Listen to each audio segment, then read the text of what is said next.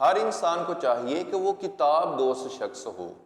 آپ یاد رکھیے گا، اکثر دانشور جو ہیں انہوں نے اپنی بکس کے اندر لکھا ہے کہ ہر انسان کو چاہیے کہ چاہے وہ ٹریول میں ہو یا گھر پر ہو، آفس میں ہو، اس کے پاس کم از کم ایک کتاب ہونی چاہیے کہ وہ اپنے فری ٹائم میں بیٹھ کے تو اس کتاب کا مطالعہ کرے اور اچھے اچھے خیالات اور نظریات کو وہ اپنے ذہن اور دل و دماغ کے اندر بٹھاتا جائے۔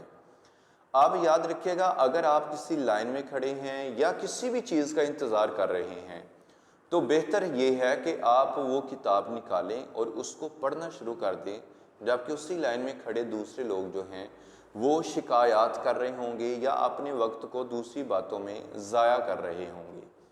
یاد رکھیے گا، آپ جتنی زندگی بھی جینا چاہتے ہیں کتابوں سے سیکھ لیجئے کہ آپ نے اس لائف کو کیسے گزارنا ہے۔ یاد رکھیے گا، ایک اچھی کتاب آپ کے کردار کو، آپ کی پرسنالٹی کو ری شیپ کرتی ہے۔